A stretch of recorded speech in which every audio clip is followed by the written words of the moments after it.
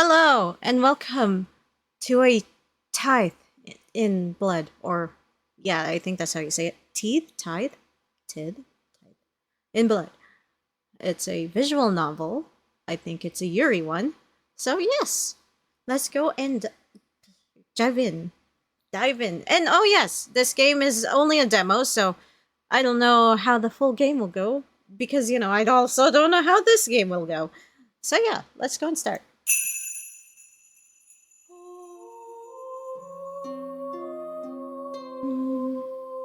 Yeah, oh, I love the artwork. It's so goddamn pretty. So nice. So yeah, I have no idea what this is gonna be about, but I know for sure there are two ladies in love, and that's cute. So yes, let's start. Hmm. The flowers of summer shall wither, the leaves of autumn shall fall. Against a transient world, we are doomed to defiance, to the eternal folly of man. And so the winter's snow falls. Ooh, red.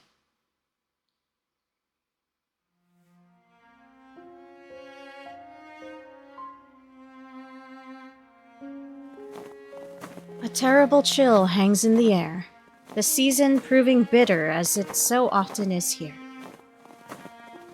Did I read that right? Oh, anyways. On this cold day, a great throng of students slowly shuffles through the piled snow of the university grounds. The day's lectures finally over. Some gossip freely with friends, while others fall over their partners. Most, however, stroll silently.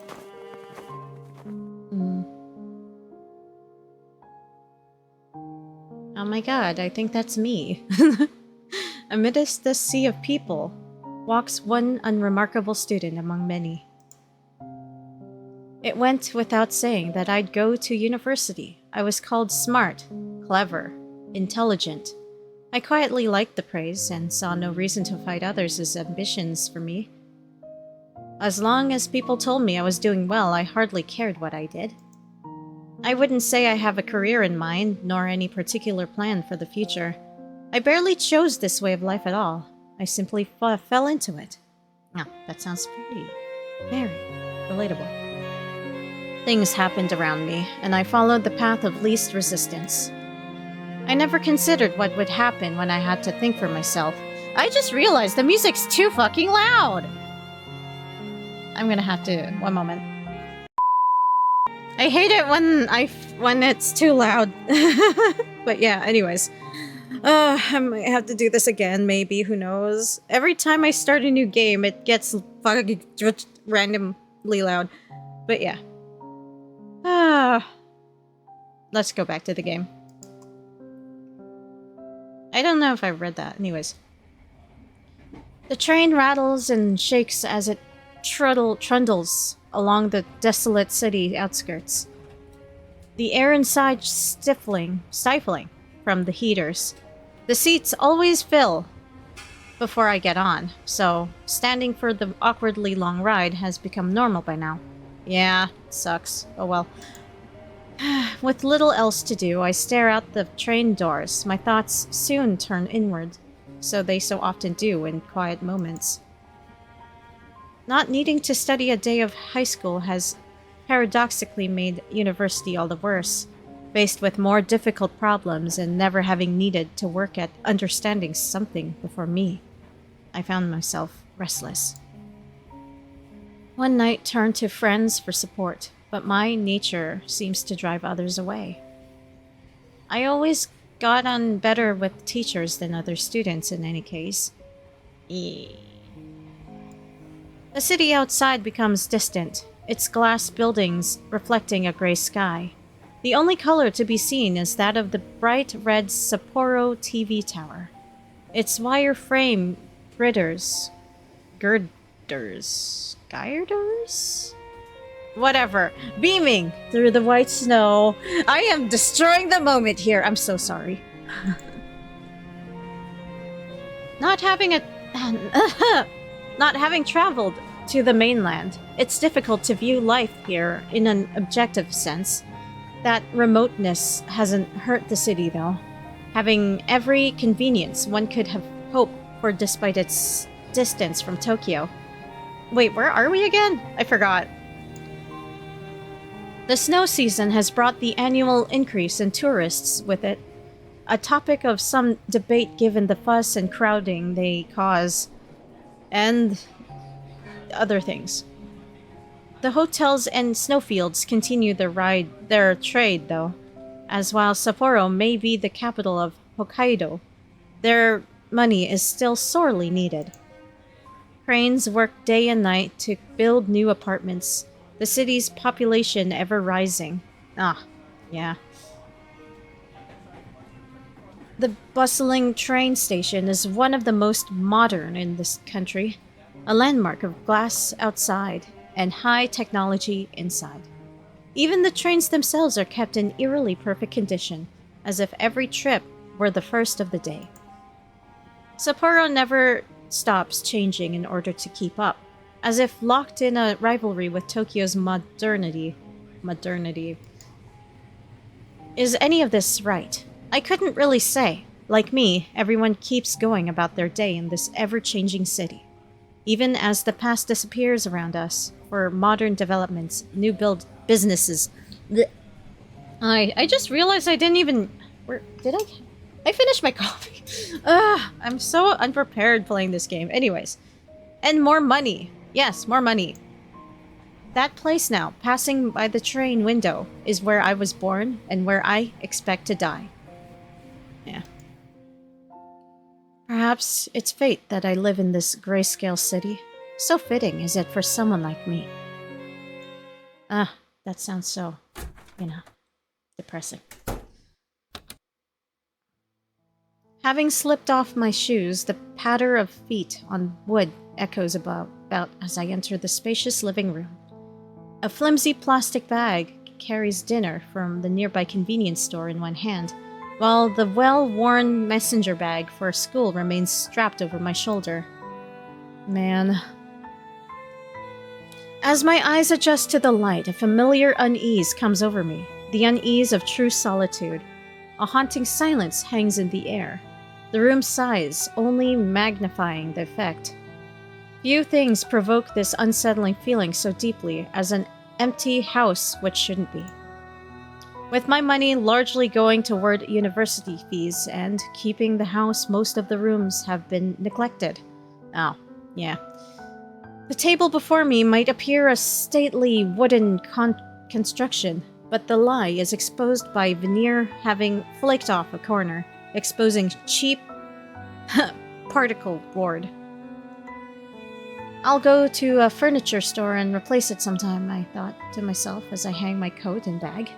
Of course, sometime is vague enough that I can rationalize away that time never came. Never coming. Yeah. I'm just gonna keep that furniture, With my food quickly growing colder, the house itself being little warmer than outside, I settle myself down on the cushion. The air soon fills with the studied and monotonous voice of a television news presenter as I begin to eat. The lukewarm rice curry dishes, for better or worse, consistent in the way convenience store food usually is. The same goes for the bitter green tea which washes it down. Man, my life is so depressing. Maybe if I had this life, it's the same, I guess. Kind of. I don't know. Anyways, the occasional click of chopsticks is all that serves to punctuate the uninteresting news report, the man's voice rattling off the details of another traffic accident from the snow-covered roads. A routine day, much like any other this year. My attention beginning to drift from disinterest, my eyes settle on the cardboard box to the side of the table. I half-heartedly consider throwing it away, but like most, I decide to use it for storage. For what and when, I hardly know. It still has the shipping label attached, now that I look at it. To think that one thoughtless order of an otherwise nondescript book from some secondhand store would change so much of my life. The idle thought confirms my plans for the evening, putting myself to work in order to calm my nerves. I turn off the television and sort the remnants of dinner into burnable and recyclable trash. You know, yeah, that's what I should do. Stuff. With that, I take a long breath and head to the study. Even as I walk up the stairs, I become acutely aware of the sensation from the bandages on my left arm. A now permanent reminder of this grim pastime. Yeah. Ah, look at that. Is that a magic circle? I have become a witch. This is beautiful. I mean, what? A lavish room is revealed as I enter, the musty smell of books and old furniture hanging in the air. A haphazard collection of antiques and oddities is the result of a year haunting local antique stores and online marketplaces. Wow, I am so privileged, yet lonely at the same time. Man, I want a girlfriend. Kidding. Something, anything, to take my mind off what was happening around me. Oh, hey, look at that. Blood. My eyes move down to the floor. What started as pleasant dark wood is now blighted with remnants of dried blood. The stains run deep, no matter how hard I've tried to clean it. Yeah, I see. Interesting. The sight going unnoticed by anyone else is one of the few advantages in living alone. Yep. Stepping around the faded remnants of chalk between the wood panels, I stride over to my desk. Notebooks full of translation notes lie to one side, while a time-worn leather-bound book lies open on the other. It's likely the oldest object for many miles around and treated accordingly. Note assortite. What? Oh, hey, okay. It's in Latin, I think. Note assortite. What? I don't know my Latin, honestly. Sulla nutra della magica del Sunug. Ah, hey, look, there's a translation up here. Assort notes on the nature of blood magic. The title alone made me curious, a curiosity which soon developed into obsession. Before long, that obsession turned from the intellectual to the practical. Ooh, isn't that crazy? With some reverence, I carefully leaf through the pages. The words of the author, one Isabella di Mora, speak across the ages as I scan the page, translating oh wait, it's Italian! Oh, I'm so fucking stupid! I'm so sorry! Actually, I should have known. It did sound kind of Italian to me. Whatever. Italian text has been slow going. Not helped by its archaic form, but what progress I've made has yielded good results. Rather, it's been my body which has slowed me more than anything else. And yeah, I feel... what's it called? Something about blood deficiency. I think I feel like... anemic type thing. Looking between the floor and book several times, I attempt to visualize the patterns needed to replicate Isabella's experiments. The glyphs and patterns are strange and complex, more than one attempt ending in dismal failure. Every time I look down, I might accidentally hit my thing because I have cat ear headphones. The fuck? Anyways. Realizing I've begun to draw this out to avoid the necessary pain for as long as possible, I set the book down at its opened page and set about the preparations. Okay. Ooh, look at that. That looks very familiar to me. Yes. Taking a piece of chalk from the pile of seemingly unrelated items on my desk, I kneel down and begin to retrace the intricate plans detailed in the book's pages. Every so often, standing to consult the sketches I'm using as guides. There's an odd beauty to the intricate patterns slowly appearing on the floor. On concentric ring. One concentric ring is followed by another. Mysterious symbols and figures filling the spaces between them. I have to say, I have very good handwriting. Look at that. I can replicate it like it's a printer, like it's a printing thing. It's very, very perfect. Yes. Followed by another. Mysterious symbols and figures filling the spaces between them, yes. Isabella's process of experimentation and discovery, the result of a great mind imprisoned by her family, has been fascinating to uncover page by page as my translation progressed. Trying to replicate her results would soon prove even more intriguing. Slowly but surely, the detailing comes to an end and the last of the lines meet. Coming to my feet, I set the chalk back down and set about the more distasteful side of the process. Ugh. Oh, what's happening? Oh yes, right. It's time. My heart racing. I pull up my left sleeve to well above the elbow, revealing the blotchy cream-colored bandages stretching down a good portion of my arm. There's a strange feeling in keeping something hidden, despite being surrounded by oblivious others. Yep. Little by little, I unravel the dressing, leaving enough at the top of my arm to avoid it falling. As the skin beneath is revealed, one dark red line after another blights the pale flesh around it. Some have already scarred. A soreness and itching reminded me of their presence. Yeah, that's what happens when that happens. It's time. Reaching to the desk, I take my knife in hand. The blade is nondescript by choice. Bought along with random items I didn't need to avoid arousing suspicion.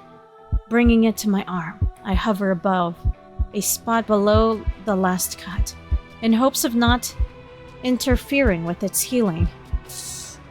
Yep. My breathing becomes heavy as the knife settles against the skin. The sound of my breathing is maddeningly loud as it reverberates around the room. Yeah, I'm crazy. My breath's becoming ragged and knuckles whitening as I clutch the knife's cold metal handle in my shaking palm. I dearly hope this inhumane act against myself would become more natural. But even now, my instincts scream at me to stop. Instinct isn't so easily snuffed out. As the moon's light glints off the coldly utilitarian blade, I press the tip of the knife to the side of my arm. In one practiced motion, I overcome my body's pleading and force myself to slice the blade across my upper arm.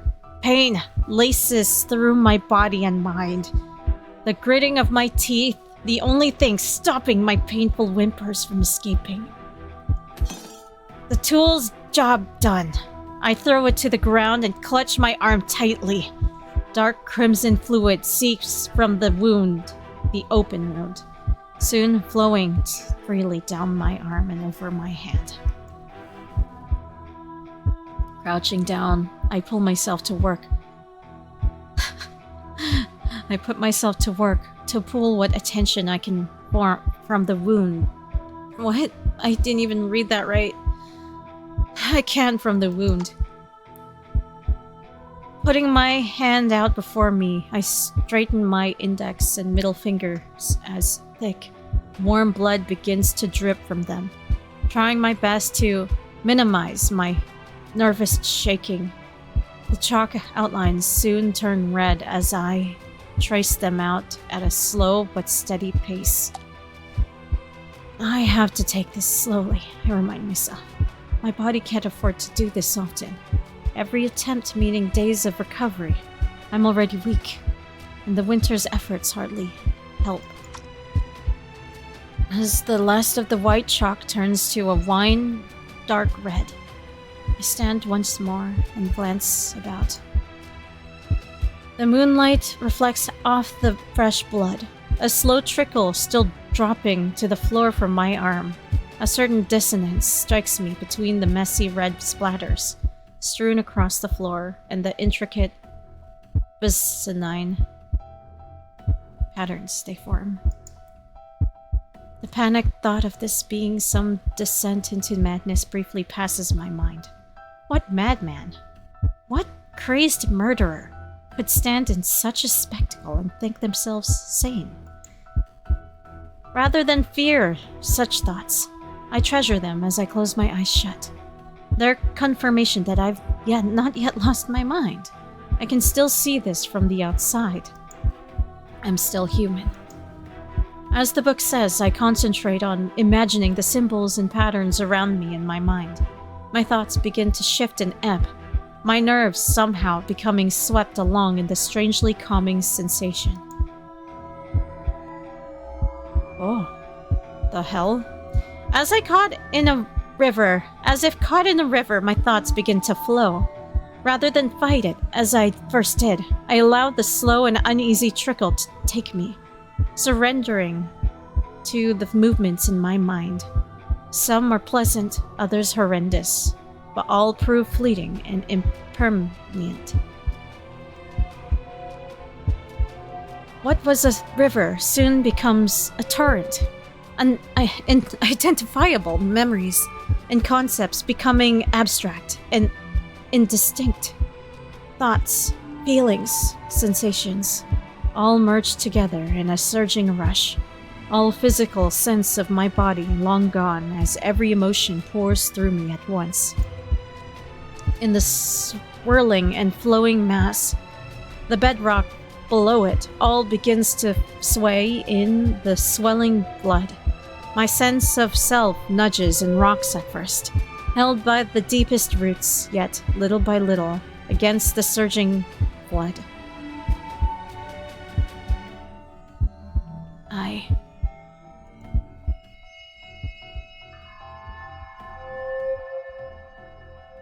Oh, well, that's interesting.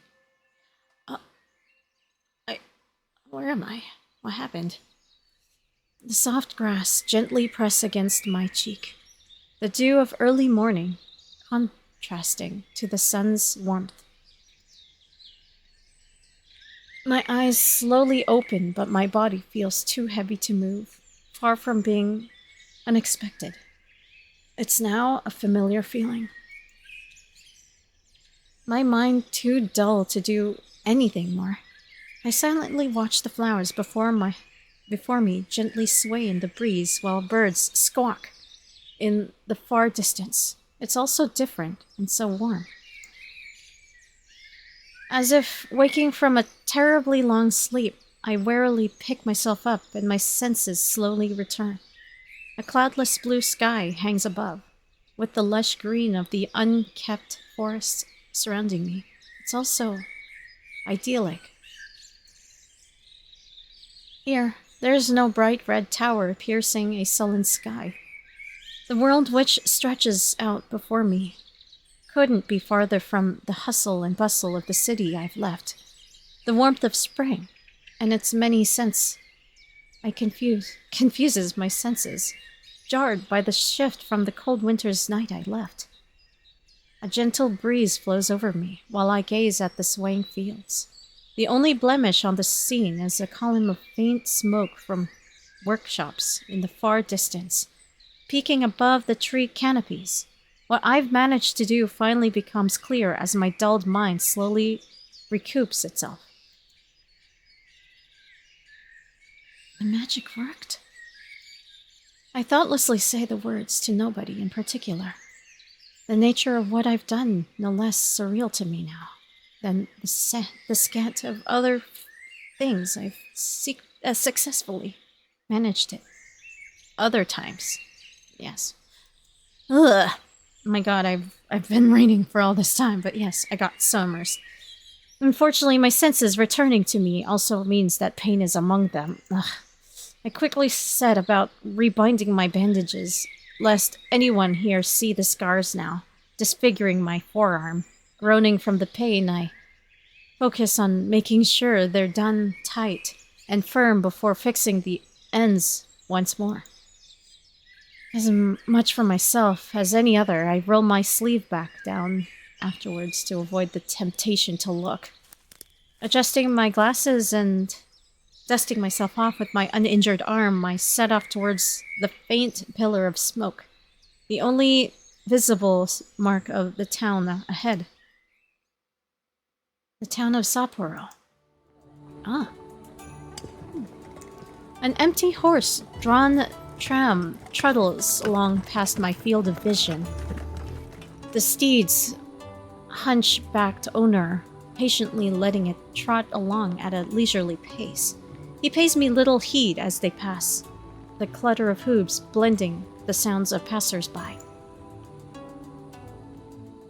The shadows are small, so it must be around noon.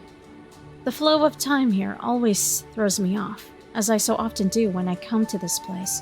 I find myself just watching, strolling through as if in a daze, caught up in observing this strange and foreign world. Yet this foreign-feeling world couldn't be closer to my own. For reasons unknown, the magic I've been attempting, transference, has reliably transported me here. When I should be in some other country, I instead arrive in the same location, but a century ago. The strangely dressed newcomer soon lost her novelty to the people here, few giving me so much as a passing glance as they go about their day. Words can't express how glad I am for the tension fading. Perhaps I should be glad it's the Meiji era. My modern clothing would be just another strange foreign dress to them. Some of those walking before me mix Japanese and Western fashion styles even now, to varying degrees of success. A couple of children ran by, happily chasing one another along the street. It all feels so different to the grayscale photos and dry documentaries about the Meiji era, or about history at all. The people here feel alive and varied, from the detour to the cheerful.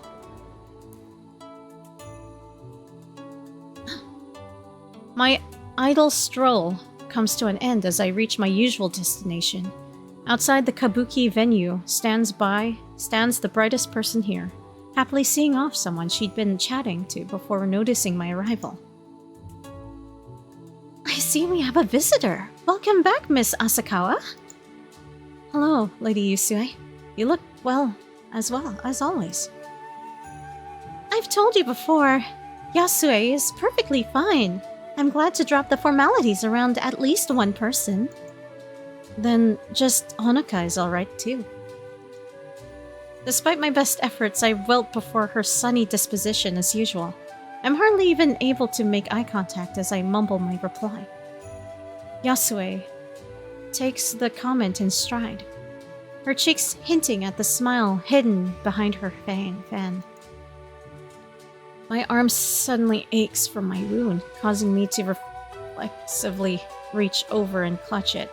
Such pain is a constant reminder of the cost to get here.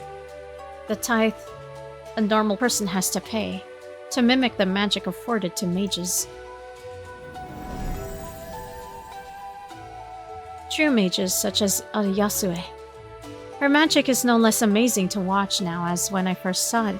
With mages so few in number in the normal world, and those that do exist keeping a low profile, I'm in some ways blessed to meet one who uses their abilities so openly. Are you alright? I'm fine, just tired. Accepting my waving off of her concern, Yasue turns to begin walking, casting a glance behind her to invite me. I quickly skip up alongside as she begins to slowly stroll the streets, stealing the occasional furtive glance at the woman as we go. While she's a pretty person in general, I've never quite been able to place her age. I may be terrible at guessing such things normally, but it's her hair which throws me off entirely. I'd call it bleached white, but it looks natural despite her youthful face. Finding myself self-conscious, I run a hand through my bangs to neaten them. Yeah, I do that a lot too.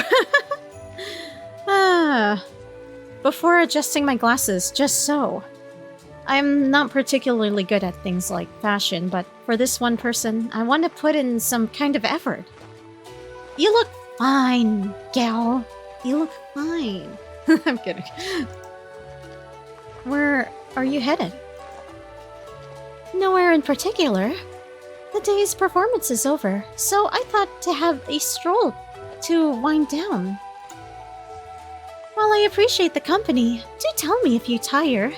I'm well aware you tried to hide it, but I have noticed the toll these adventures take on you. She does her best to take the remarks as gently as possible, but her point is made. I'd been hoping she hasn't troubled over such things, but it's hardly the first time she's seen right through me. It all feels so surreal. It's hard to believe this is how my own city looked a century ago. I'm sure we all must look rather quaint to someone so far in the future. What brought on this line of thought? Just thinking back to when I first arrived here. You're like a little lost lamb back then. Not quite the image of who I thought might find this place. Yasue punctuates her observation with a churlish laugh, raising my spirits.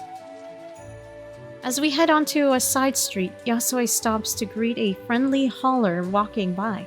The man happily begins to chat as he adjusts the yoke across his broad shoulders.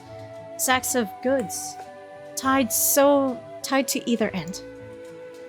Without wanting to intrude, I left thinking back to my first arrival here. I stumbled about in the grips of terror for some time, wandering into town, knowing nothing of where I was or how to escape. Nearly frozen in fright, I slink along the side of the streets, onlookers struck at the bizarre clothing I wore compared to them. How fortunate I was for some children to run and fetch Yasue when she first caught sight of me. I wondered which of the two of us was the more surprised. She sensed I was of a different time than the others and took me under her wing without a second thought. Even now, I still feel like her lamb. She doesn't know the scene in my world, which led to that first journey, though. I wonder if she'd think differently of me from it. Right. As the hauler shuffles off and we start walking once more, Yasue speaks up. Few of our conversations are started by me, though she seems unperturbed by this. How have you been? You spoke of life being peaceful. Peaceful. I suppose so. Things are largely the same as ever. I go to university, come home, eat dinner, and sleep.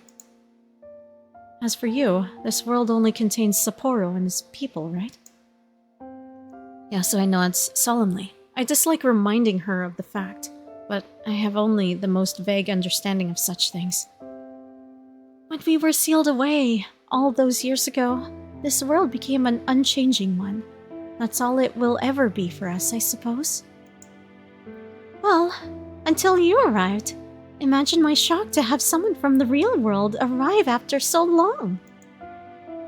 She giggles once more, smiling to herself at the memory, how easily she laughs off her own past awkwardness. The first impression I had of Yasue was perhaps the expected one. So many photos blend together of people in formal outfits, stiff poses and stern, serious faces. While they may try to humanize history in school, there's only so much a museum trip or classroom lecture can do. My preconceptions would be dispelled in moments.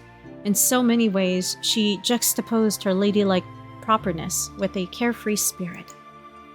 Her hair is lavishly cared for, yet flows freely rather than being tied up. Her speech is archaic and uses long, obsolete words only for her to chat naturally and openly.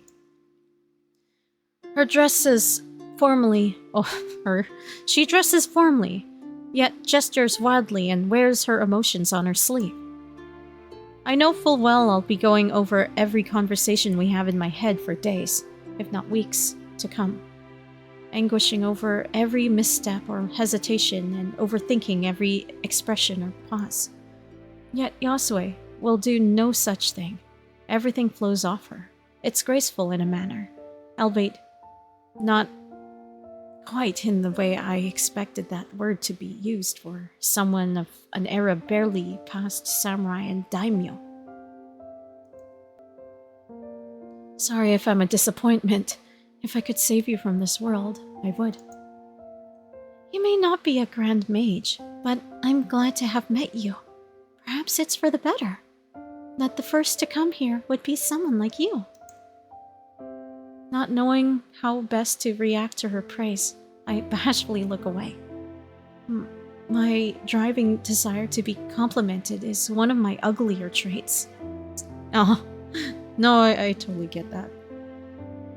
I can only hope it's one of the few things Yasue hasn't perceived of me. I soon realize I've begun rubbing my arm out of anxiety. For all her praise, I still feel as if I'm telling a lie by omission. Goddamn! By omission. Yes. How would a mage react to finding the one before them as some regular person mimicking their abilities through such methods? May I ask you a question on that topic? Feel free not to answer if you prefer. Go ahead. How old are you? I must admit, you seem young for a mage of this skill. The jump in topic forces me to think over the answer for a moment. I can't will myself to tell the truth when she gives such a convenient excuse not to. I turned 20 a few weeks ago, I think. So you haven't. She trails off before finishing her sentence, her expression concerned. I'm left at a loss of words, only growing worse as the spark of realization brightens her face. Yasue? Follow me, please. I promise I'll make it worth your while. Huh? What do you mean? What are you talking about? Huh? Oh no. I forgot this might be a thing. Once again, I find myself working to catch up with the cheerful woman. Dim lamps struggle to illuminate the tables around us. The izakaya's air filled with the chatter of patrons and a heavy scent of tobacco, with liquor flowing freely and so many in the tight space. The air's taken on a distinctly muggy feeling. Many of the animated faces around us flushed a bright red. My gaze rests on the waitresses skittering from table to table, dainty feet in sandals, tapping quickly to keep up with the pace of orders. It's a little uncanny. Everything about the experience is so close to a normal restaurant, yet just different enough to throw me off. As always, I do my best to avoid accidentally catching the eye of anyone in particular. Yasue does no such thing, instead looking at me with an indulgent smile. I'm not sure I understand. If this is for my birthday, it's really not a big deal. At this, Yasue makes a show of pouting. You never let me spoil you. I know your world has many lovely things, but I'd like to treat you at least once with what we have to offer. It's not that I mind, it's just... Old man! Some local beer for this young lady, if you please! The man beyond the counter, as yet unseen, yells out his agreement in a hoarse voice. Wait, I mean, I'm still 20. I haven't even tried drinking yet. And what better time to try? Yeah, trying it in the past. Oh my god, this game is it's actually amusing. I like this a lot. I like time traveling stories. This is pretty good. I like it so far. It's not isekai, but it's like time-traveling anime. What is that called? Is it also called isekai or what? But yeah, I like this a lot. I easily gave up my protests in light of how happy she is to be treating me like this. I had been too shy to fumble at my way through dealing with the bar, and I wouldn't know what alcohol would be good to start with in the first place. Our drinks arrived quickly, the old man, perhaps the owner, personally bringing the bottles and glass to our table. Yasue doesn't notice my confusion as she stops to pull out the cork in each. Even I know these usually have bottle caps. 40 sen. Thank you. Thank you. Alright. Yasue quickly obliges, passing him 2 odd silver coins I've never even heard of, said as a currency before. Regardless, the man cheerfully takes them before hobbling back off past the curtain. I hadn't taken her for a beer drinker, but she's clearly looking forward to this more than I was. As she gives an eager smile. Trying to paper over my confusion, I quickly take one of the bottles in hand. Supporting it in one hand and tipping with the other, I gently pour the amber liquid into the cup now held by my senior's delicate, spindly fingers. Yasue returns the gesture soon after, an inviting, thick, foamy head forming on the glass I cradle. The coming, bubbling beer gives off a floral scent, a sharp contrast to the mess of crimson which brought me here. The smell of blood now uncomfortably familiar. I peer over my drink to Yasue, her gaze patiently gauging my reaction. Perhaps it's my distrust of others or my own anxieties causing me to overthink every gesture, but I find myself unable to plainly accept what should be a kind gesture. Is it really okay to treat me to all this? I feel like I've done nothing for you, but you keep treating me so nicely. You don't want to celebrate your birthday? No, it's not that at all. It's just... I had expected Yasue to defend herself. Instead, she stares at me intently as if examining an interesting specimen before her. Maybe this is no different to how we've been interacting this whole time. Another of her elaborate plays, but this time without a script to hand. Each of us left to take our cues from the other, judging and moving in step with the other. As a particularly rowdy patron gives a boisterous laugh beyond us, Yasue smiles and closes her eyes in defeat.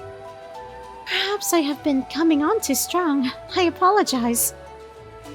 I've spent so long without new company that I was... I'm slightly terrified that I might lose you at any moment. Of course she'd be scared. She's been sealed away for so long, everyone here has been. That I'm important enough to Yasue for her to feel that way about me, even if it's only by circumstance, is oddly nice. It's been so long since I've felt needed by someone. The least I can do is appreciate her generosity. Then I'll make you a promise. I'll always keep coming here, and as often as I can, I mean that as a student as well. This world's practically a time capsule of history after all. So, please share this drink with me. Not for my birthday, but to agree on that promise. Her smile is enough for an answer, the pent-up tension in my body releasing. An odd sense of purpose sparks inside of me, the first I've perhaps felt in my life. With that, we both lift our glasses to our lips and take a long sip.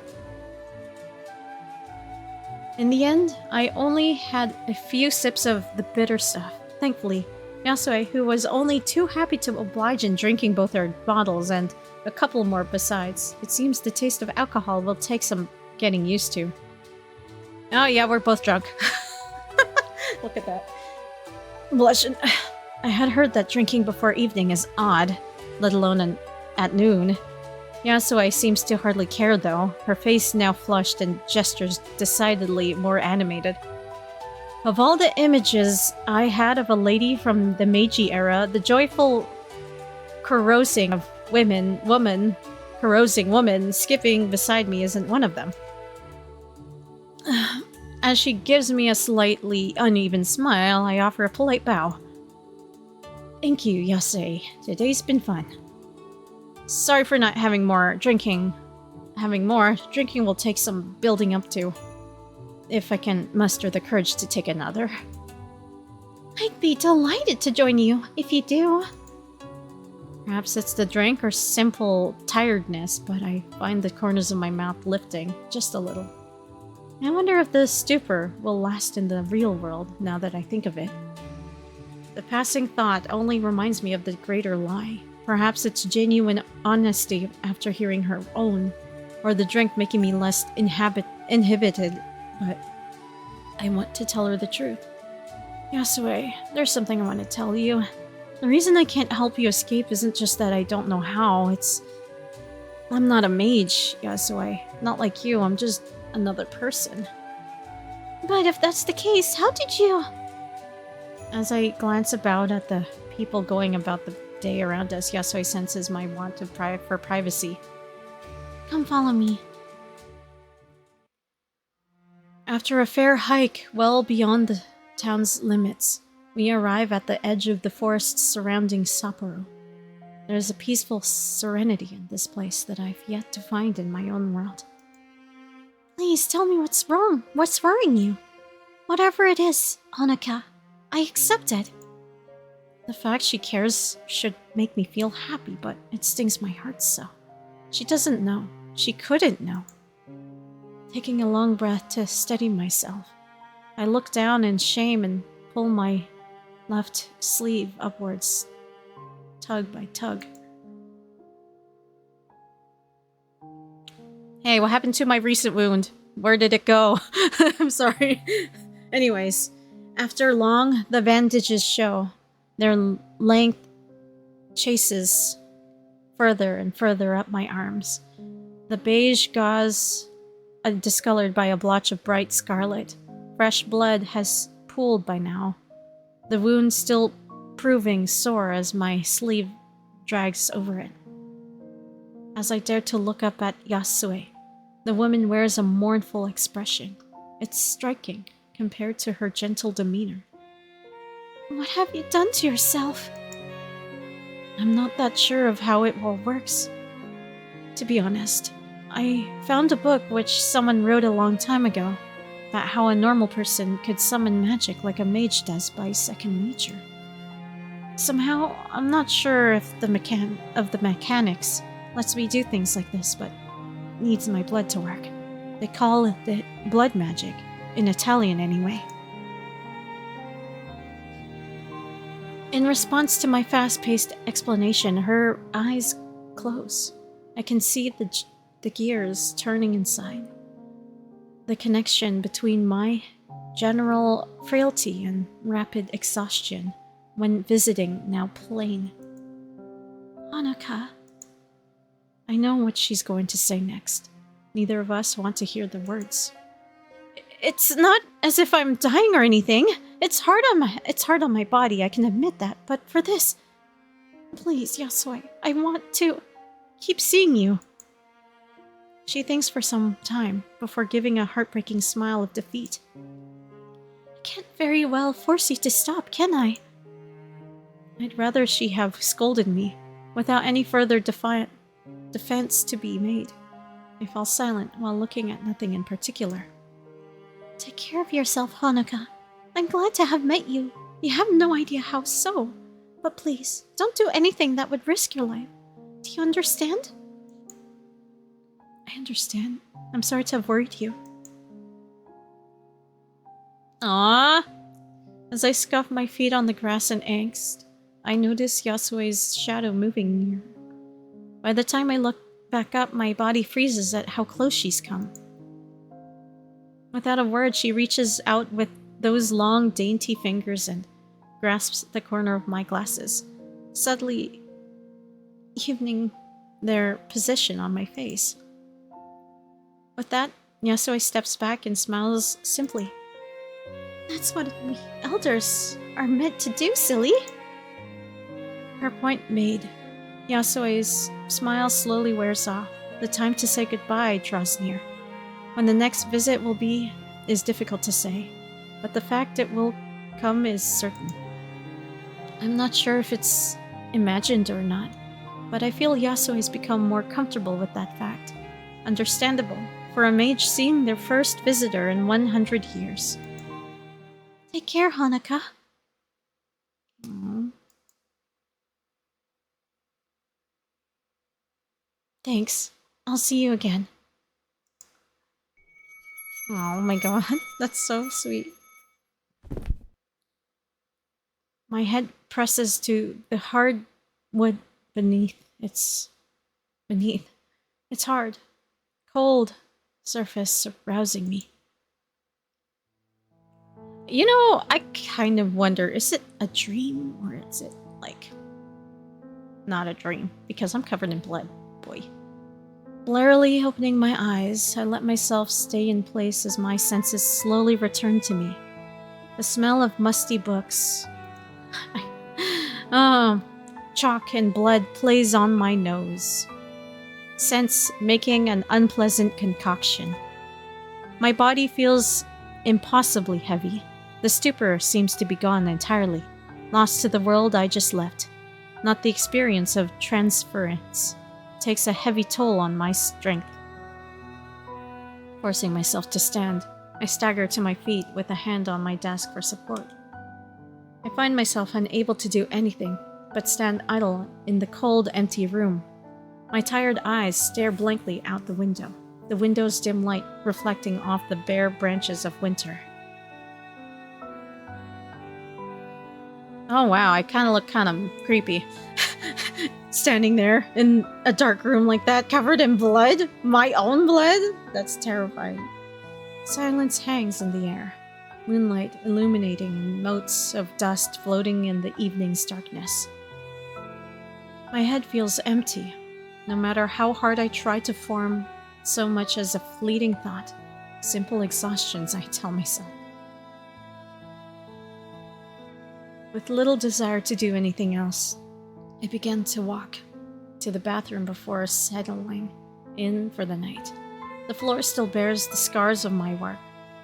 The book, which started it all, laying open amid a disorganized desk.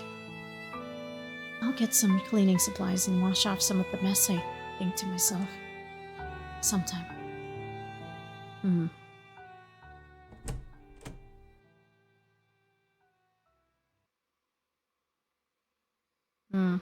Oh my god, it's been almost an hour.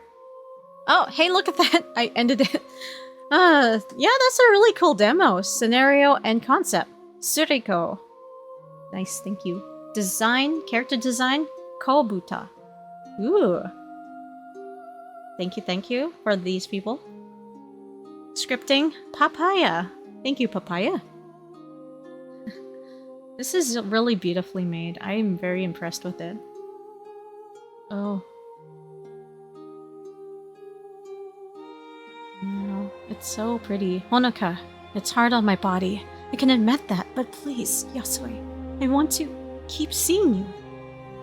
Yasue, you may not be a mage, but perhaps it's for the best that the first to come here would be someone like you. Shino, even if it's something small, I always try to set things right in the world. Huh? Oh, those two. Once I realized how I had to life, blah blah blah blah. Wow, there's a lot of people. How many are there? They all look interesting to me. Ah, we never get to see that, huh? A tithe in blood. Wow, this is actually really impressive. Impressive. Impressive. I like that. I highly recommend this. It's beautiful. The Free-Spirited Act 1, Scene 2, Library. Wait, there's still more? Huh. I guess I'm just gonna have to stop here because it's already been an hour. So yeah, thank you for whatever. And then maybe I'll go through this thing now. I mean later. So yeah. See you later. Goodbye.